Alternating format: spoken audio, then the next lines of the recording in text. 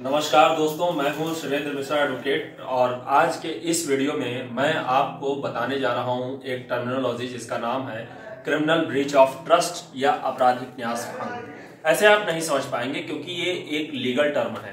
मैं आपको बताता हूं। मान लीजिए मैंने आपको 10,000 रुपए दिए और आपने मुझसे ये वादा किया कि 2 महीने में आप उस पैसे को मुझे वापस कर देंगे। अब मैंने तो इस विश्वास पर आपको पैसे दिए कि आप पैसे वापस कर देंगे, लेकिन आपने पैसे का प्रयोग कर लिया, 10,000 रुपए आप ले लिए, उसका अपने हित के लिए कार्य कर लिया, किंतु 2 महीने बीत जाने के बाद भी मेरे पैसे आपने वापस नहीं किए। अब आपको पता है आपने क्या किया? इसी को क्रिमिनल ब्रीच ऑफ ट्रस्ट कहते हैं।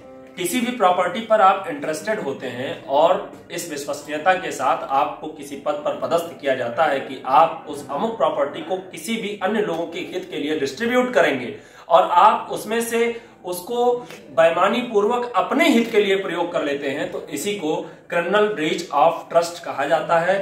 Criminal breach of trust IPC section 405 में बाकायदा डिफाइंड है।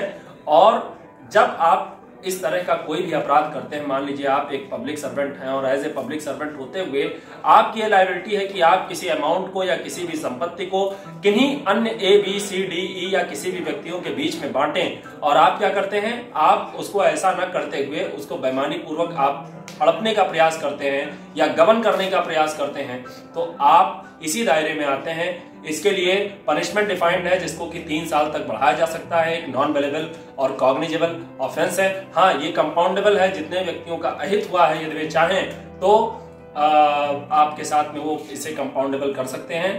तो ये एक छोटी सी सूचना जो कि मैंने आपको दिया। आगे ऐसे ही अन्य लीगल अपडेट्स के लिए आप जुड़े रहें चैनल के साथ। Thank you very much. जय हिंद।